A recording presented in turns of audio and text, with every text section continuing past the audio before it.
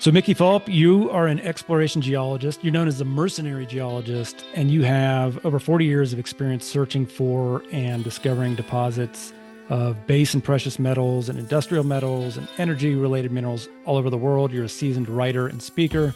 You often are interviewed about mining and geology, and you're an expert on the topic of copper supply and demand. So, my question to start things off is there one surprising aspect of copper, whether it's copper's location in the earth or somewhere along its journey to us in society, that you feel like the average person does not realize but should, given its role in our society and how that will continue to grow?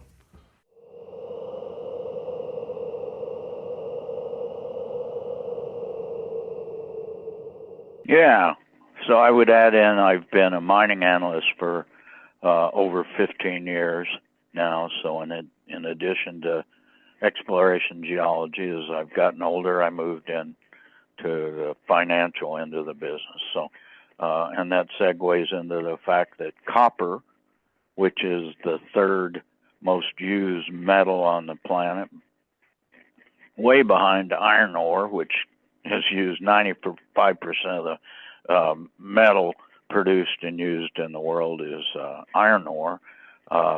Then comes aluminum, use a lot of aluminum, and behind that is copper. And we currently use 27 million tons of copper every year.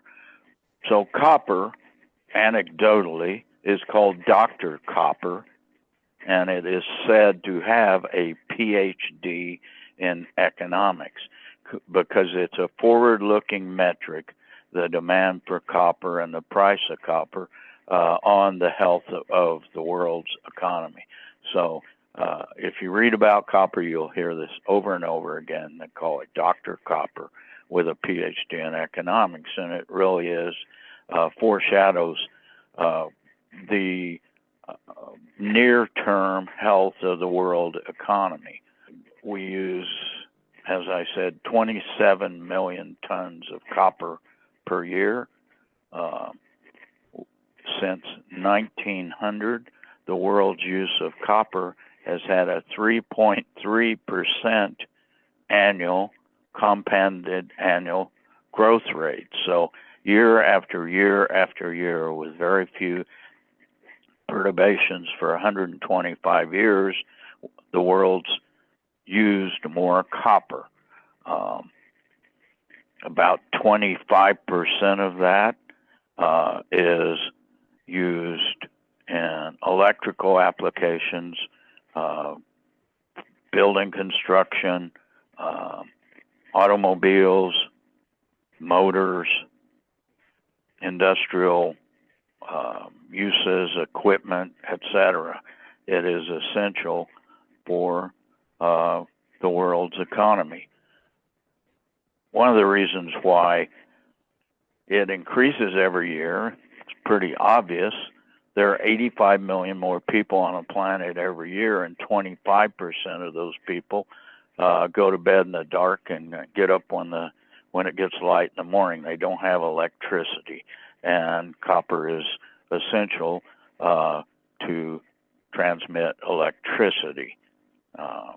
And as the world, especially in Eastern Asia and Sub-Saharan Africa, becomes more and more electrified, the demand for copper increases. If you look at a chart of copper consumption per person in the world from 1950 to, say, 2020, it's increased from 1.3 kilograms. So for people that are not metric savvy, that would be about 3 pounds of copper, and it's gone up from 1950, and now it's 3.2 kilograms, which, doing the math on that's about 7 pounds of copper. So not only is the world increasing in population, the annual consumption per person is increasing year after year after year as the world becomes more electrified. Copper use is increasing. It has for the last 100 years. The world's supply, or the world's population, is increasing. The uses of copper are growing per person, up to 3 pounds. Did you say that's a year? That's 3 pounds a year that we use copper individually, right? As an average over the world? No, about 7 pounds. Okay.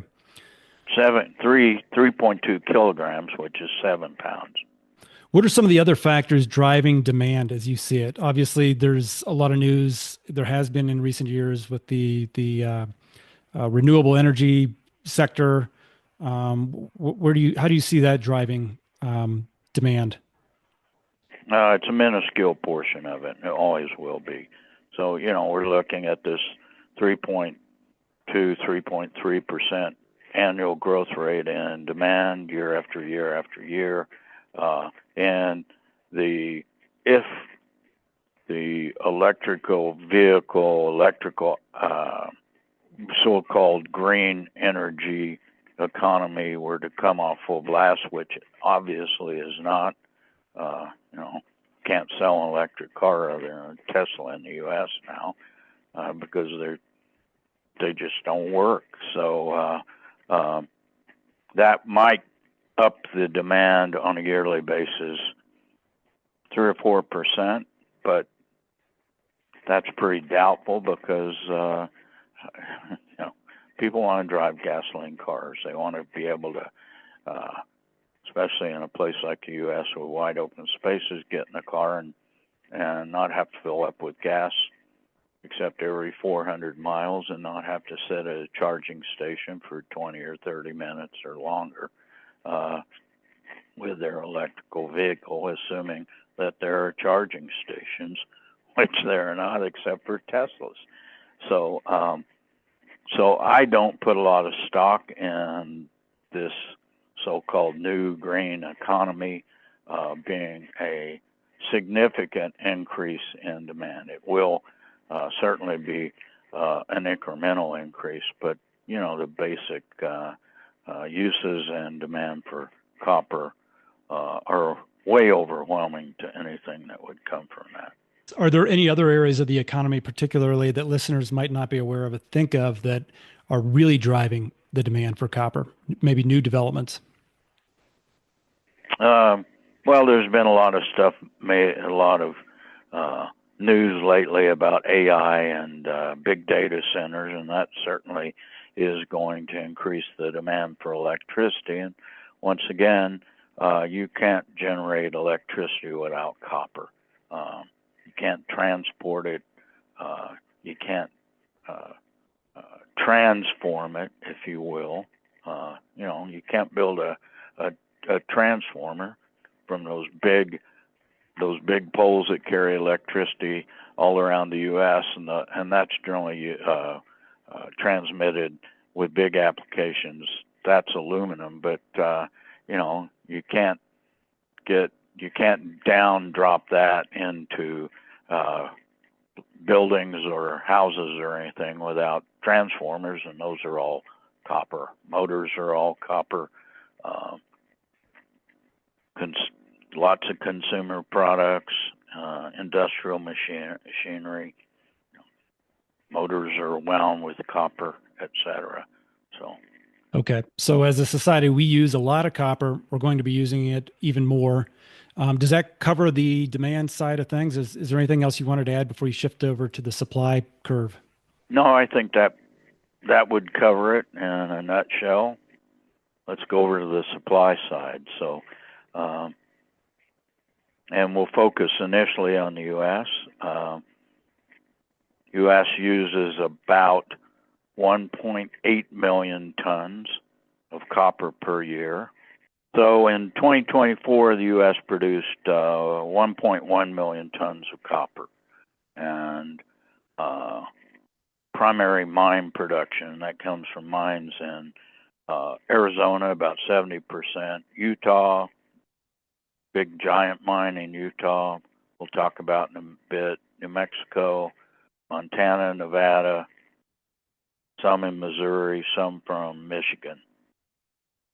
We import 45% of the copper we use, so we consume 1.8 million tons per year, and those imports come from Chile, Canada, Mexico, and Peru. So those are stable sources. If you look at mined world production, I told you we use 27 million tons, but world production is 23, mine production is 23 million tons. We refine 27. Mine sources, Chile is the big boy, but they're decreasing. Lately, the Democratic Republic of the Congo has come on. They've got arguably the best copper deposits in the world, but severe geopolitical problems that kind of ebb and flow over the last few decades. Then Peru, then China, the U.S. So U.S. fifth largest producer. The sources of new copper, let's go back and say the new copper required per year to be mined just to keep up with what we have is equal to Bingham Canyon in Utah, which is the world's largest excavation. It's more than a mile deep, and it is a giant open pit mine that has been in production since 1880, and it produces somewhat on the order of 18 million tons a year. And so we have to find on a yearly basis that much copper just to replace the reserves that are mined worldwide. So lots of people have been to Bingham Canyon, or they've flown to Salt Lake City and they saw that. They've seen that giant hole in the ground. And so that's the task at hand. We need to find sources of new copper, and there's ways we can do that. There are many places in the world where there's copper to be found. Chile, Mexico, Peru, the Americas, Canada, U.S., the aforementioned Democratic Republic of the Congo, giant deposits waiting to be developed, but severe geopolitical risk. There's lots of copper undeveloped throughout the world for bureaucratic or regulatory or geopolitical reasons. Giant deposits in Mongolia, ongoing problems with the big mine there. Pakistan, giant deposits. Iran, that's off limits, giant deposit there. So we're faced with the fact that we've got to find this amount of new copper every year. There are two sources in terms of what's mined, and that's sulfide copper and oxide copper. As we mine deeper and at lower grades, which is what's happening now, we have to keep finding bigger and higher grade deposits deeper. That's sulfide copper. On the oxide copper end, those are open pit mines that have a very simple metallurgy, copper oxides, and they're recovered by heap leaching with dilute sulfuric acid. But it makes sense, the fact that the sources of those are somewhat limited. That technology came around in the mid-1970s, so we're 50 years into that, and we do not have abundant new sources of oxide copper that can be mined in shallow open pits. So we're faced with drilling deeper, finding buried deposits. The other thing that might on the horizon is there's new technologies and innovations. And the big one there, and I think you mentioned that in your original email to me, was the leaching of primary sulfide copper. And engineers and scientists, research science, have been working on this for a long, long time, and there's been some recent breakthroughs where you can leach primary sulfide ores, which supply somewhere on the order of about 85% of the world's copper on a yearly basis. And so if we can get new technologies which allows leaching of that versus refining, pyrometallurgical refining, then we've got a new source of copper. So demand for copper is growing. We're going to have to go deeper or look at the leaching option that you mentioned. Just the geology requires us to go where the copper is. So, but we can't mine it if we can't get it out of the ground profitably, right? So what trends do you see? You'd mentioned some of the countries where we currently mine copper. Where is exploration looking? Politically, where do you see as the most likely, most stable areas? What kind of trends do you see there? Well, I see trends with more and more production, assuming that there's a stable government in the Congo. There are immense deposits there. There's deposits all over the world. There's great deposits in Indonesia. Let's say the Southwest Pacific, East Asia, Southwest Pacific, Sub-Saharan Africa, the Congo, and Zambia, South America. We still got good deposits being discovered, but they are deeper. They can be higher grade. Not uncommon. The deeper you go, the higher grades you encounter. But we're talking really deep, like mile deep. So in those sorts of cases, you're faced with deep underground mining, deep bulk underground mining, which tends to be more expensive. And so we end up mining lower grades. And, we've got great deposits in the U.S., a number of really significant world-class deposits that, because of an anti-development, environmental, socialist agenda that has been in effect for 12 of the last 16 years. And during that period of time, there were no permits granted for any new mines in the United States, specifically copper mines. And there was a bunch of bureaucratic and regulatory and delays put into effect, mineral withdrawals, etc. So the real hope here is with a friendly resource development oriented administration that some of these deposits will be taken out of purgatory and developed. So you got two in Arizona. One of those is world class. The Resolution deposit is in central Arizona. It's deep. It's owned by Kennecott Rio Tinto. I think it was discovered well over 20 years ago, and it sits undeveloped. And the other one in Arizona, I wouldn't call it world class, but it's certainly a significant deposit, is Rosemont, southeast of Tucson. Two giant deposits in Minnesota, in a rock formation called the Duluth-Gabbro.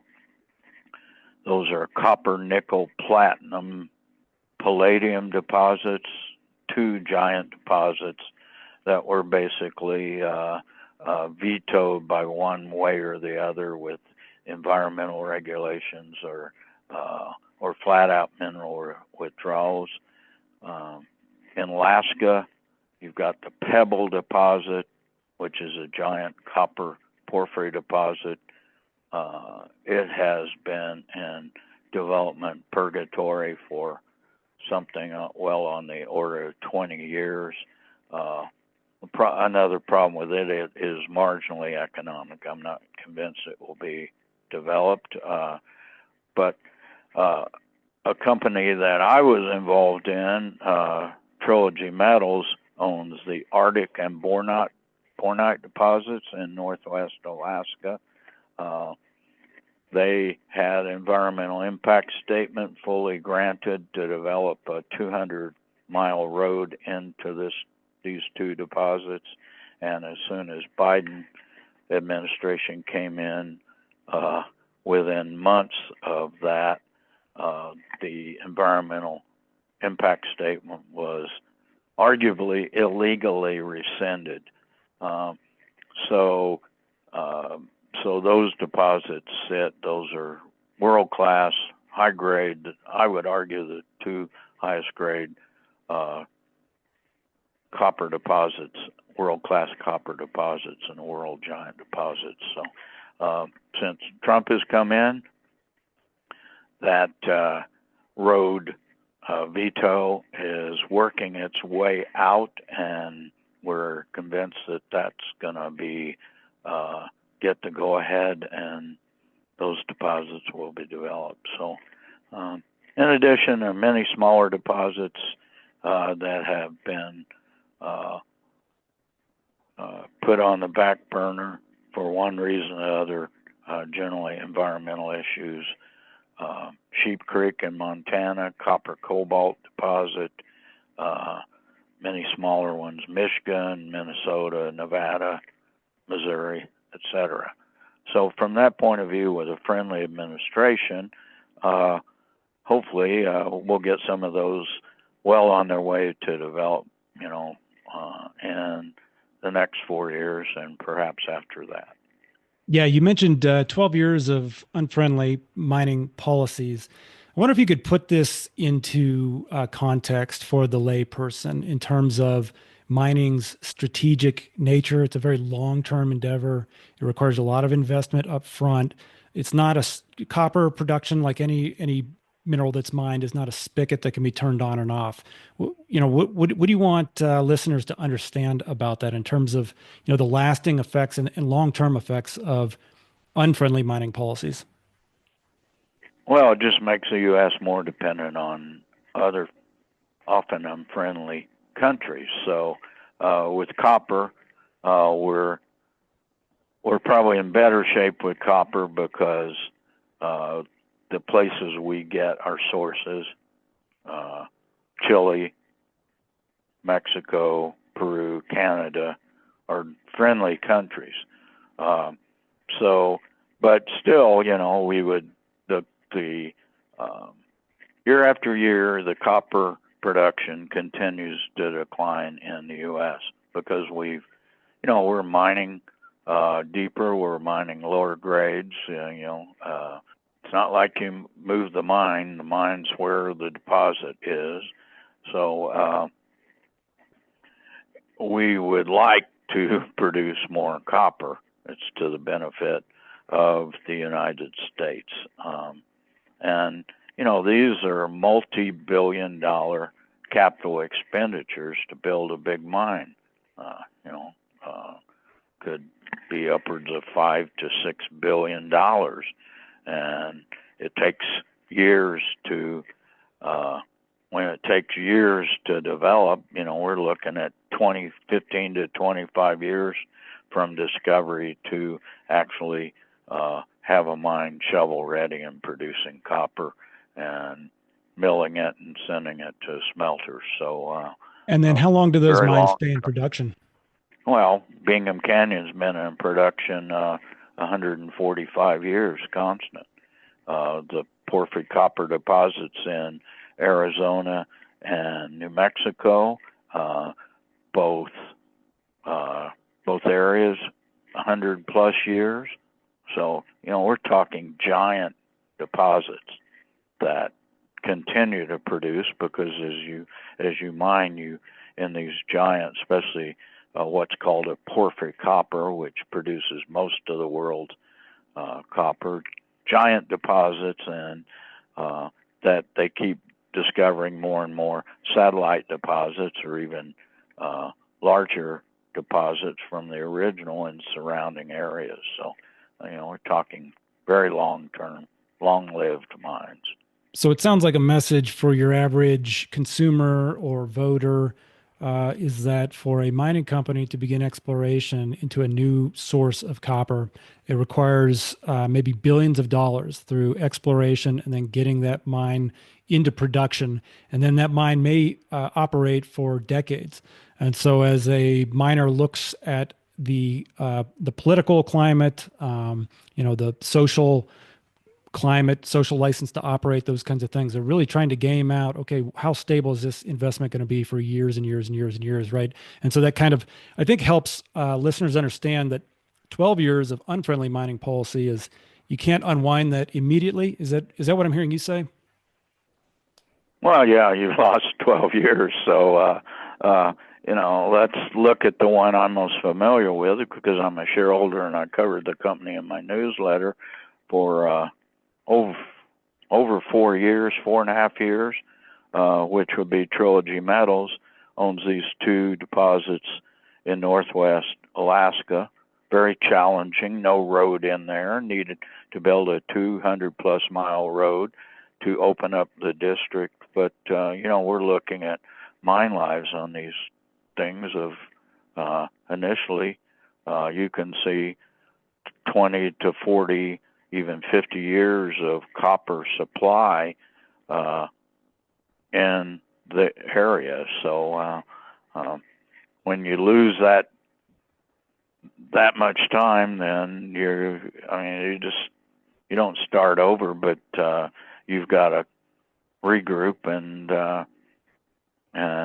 resume. So, for instance, I can tell you that Arctic, which is a giant copper, zinc, gold, silver deposit in northwest Alaska,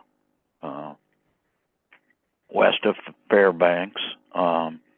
That deposit was initially discovered in somewhere in 1976 or something.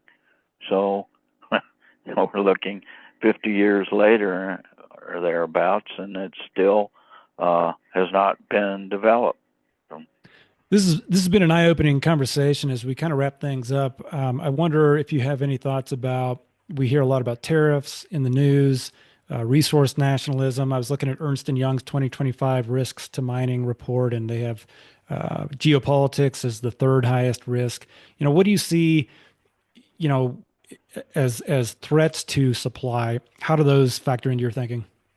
Well, certainly tariffs, price of copper is at a record. I haven't checked it today, but last time by midweek it was $5.19. Now you have to do a constant dollar estimation on but still that's near record price. Price it somewhere 445 or something within the last decade. But so those sorts of things increase the price, and it's like anything. These fundamental inputs: oil, iron, cement, copper. As they increase in price, then that's what really one of the reasons that for price inflation, not monetary inflation specifically, but price inflation. So all in all, I'm bullish on copper. I am what's called a cornucopian.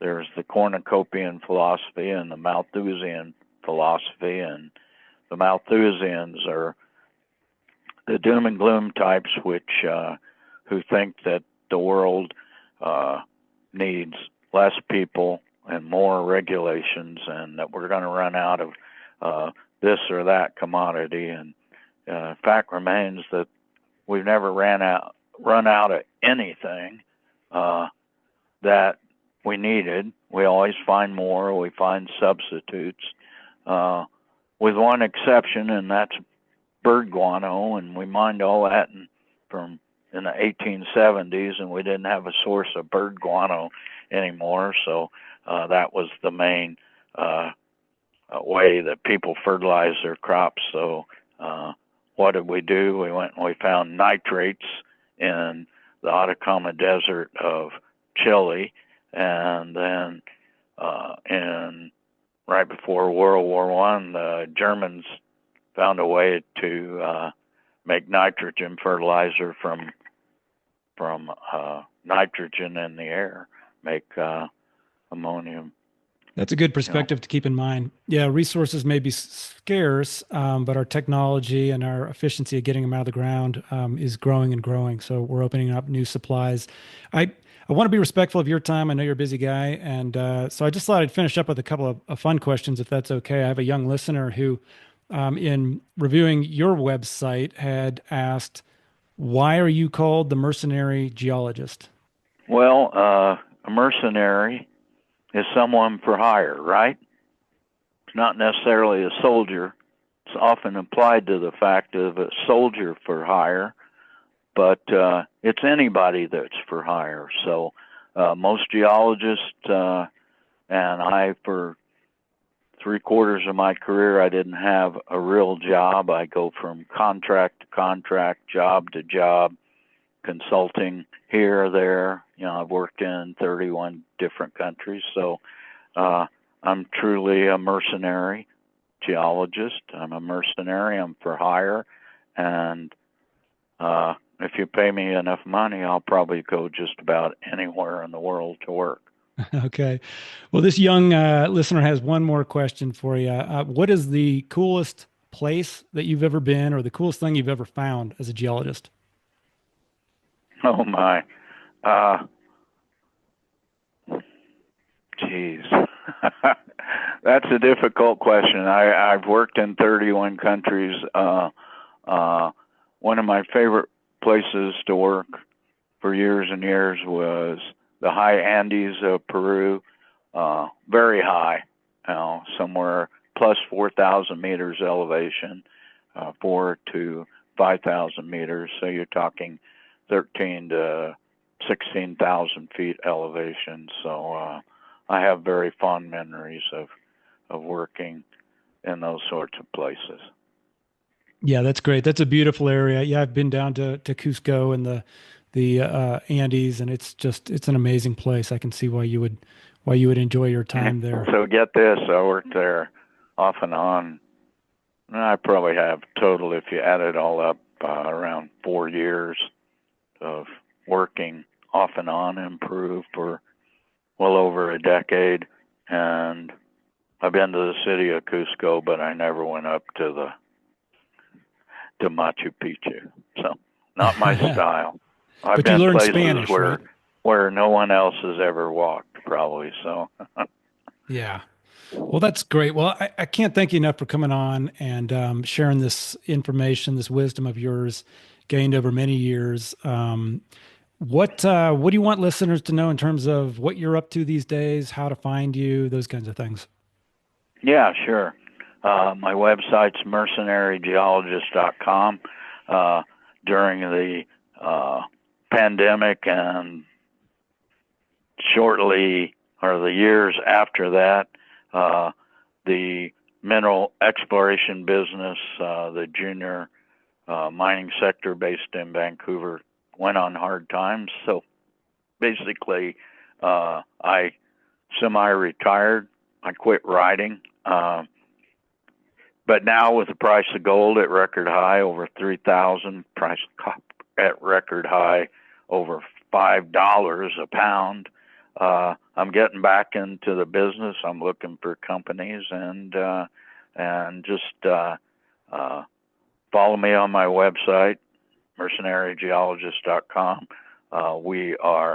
We'll soon have, we've got a subscriber list. Subscriptions free. You can join 7,400 subscribers. We will have that up and running here, hopefully within the next month. And for investors out there, I'm on a hunt for new companies to speculate in. These are not investments; they're speculations. But we want to make a few more people millionaires, as we did during the good times in 2007, 2012, and then again a few times in 2016, 2017. So got a really good track record, and I put my money where my mouth is, and so before I pick a stock, I'm a shareholder. Well, that's exciting. If you or once you get back into the game here, and if you'd ever like to come back on and talk about another area of interest, that would be fantastic. Again, I really appreciate your time. It was good catching up after all these years, and thank you very much. Okay, thank you, Andrew. It's been a pleasure.